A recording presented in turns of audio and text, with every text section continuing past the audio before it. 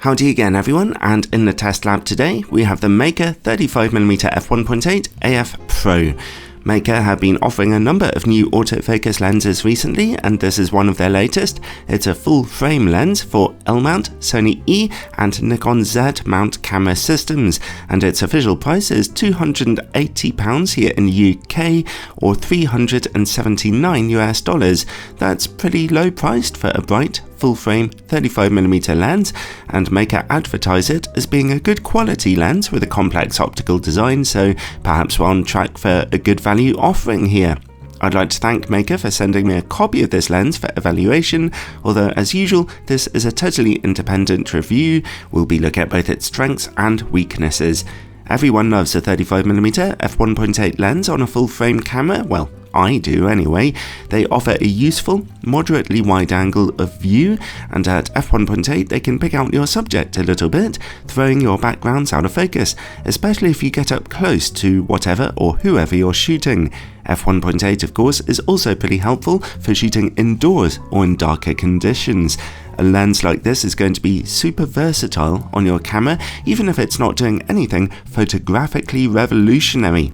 The lens's build quality is perfectly fine here. It tips the scales at a little over 400 grams, a bit under a pound, so there's just a little bit of weight to it. It's mostly made of plastic, which has a slightly cheap feel to it, but is perfectly solid enough, and as you can see, it's a little on the chunky side.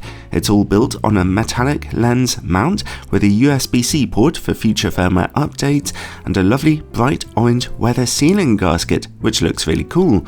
Then we get a plastic aperture ring, which turns with gentle clicks to it. However, the force needed to click it out of A, or camera controlled mode, is just a little bit stronger, which I really like to see. It helps to prevent you accidentally setting the lens to f16 when you're controlling the aperture with your camera.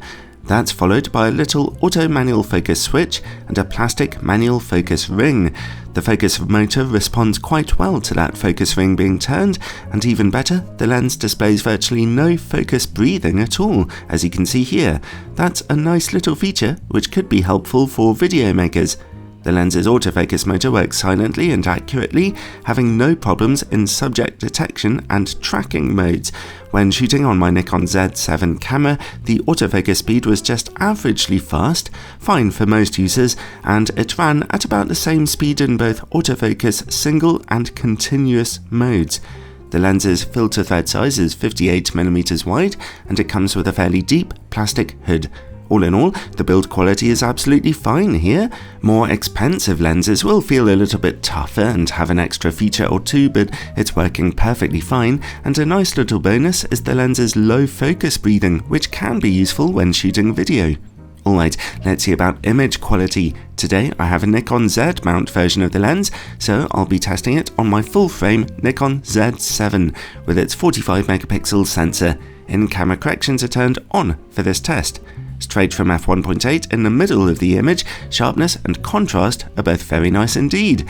Stop down a little to f2 and then to f2.8 to see some very marginal improvements that lead to perfect image quality in the middle. Let's open back up to f1.8 then and look over into the corners. Okay, they are definitely a fair bit softer, but not unusable by any means, and there's no weird colour fringing or anything like that. At f2 they look about the same, but at f2.8 we see better sharpness and more brightness. f4 and f5.6 enjoy further improvements that lead to great image quality in those corners. The lens stays this sharp down to f11. f16 of course looks much softer though due to the effect of diffraction. Overall, the Meike lens doesn't offer the same corner image quality as an expensive professional 35mm optic, but then again, it's about 1/3 of the price, and taking that into consideration, its picture quality is actually not bad. Anyone shooting on a 24 megapixel camera will be pretty satisfied here, even when shooting at bright apertures. Let's turn off in-camera corrections and take a look at distortion and vignetting. The lens projects some moderate barrel distortion here, which you might want to correct if shooting in RAW. Its vignetting is quite strong at f1.8, as you might expect though. Stop down to f2, f2.8 or f4 to see those image corners gradually brightening up. The lens's minimum focus distance is 35cm, not bad for a wide-angle optic.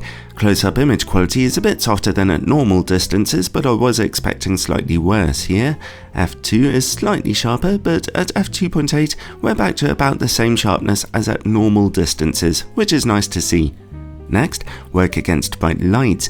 It's a slightly worse than average performance here. Bright lights do cause flaring patterns of various kinds, but thankfully nothing too opaque, and it's only when those bright lights are directly in your image that there's any kind of problem. While we're working in the dark, let's take a look for coma and sun stars.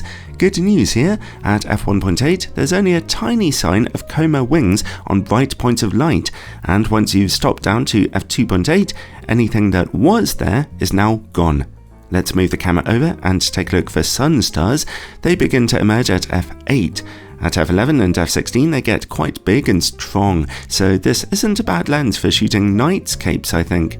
Now, let's see about the quality of the lens's out-of-focus backgrounds. Okay, I quite liked this lens's bokeh. It's nice and smooth in most situations, although technically it's not perfect.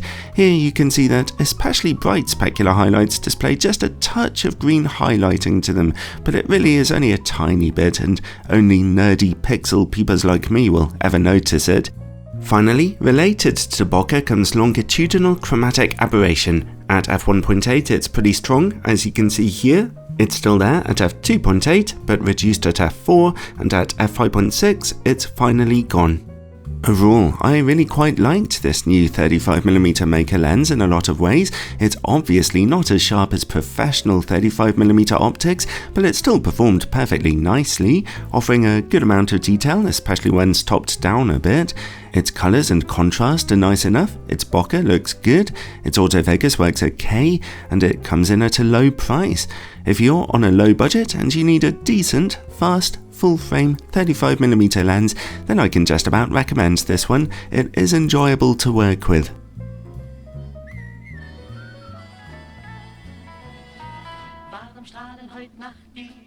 Thanks for watching everyone. A big thanks as usual goes to my Patreon supporters and channel members, whose support goes toward keeping this channel trucking on. They get extra bonus content and early access to quite a number of my reviews, so check it out in the description below. Ciao!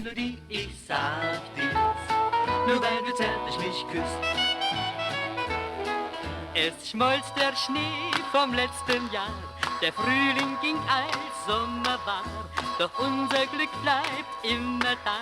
Die Liebe, Liebe, Liebe ist wunderbar. Darum strahlen heut Nacht die Sterne so hell, die Luft ist so mild, mein Herz schlägt so schnell. Ich sag dir, weil du so nah bei mir bist,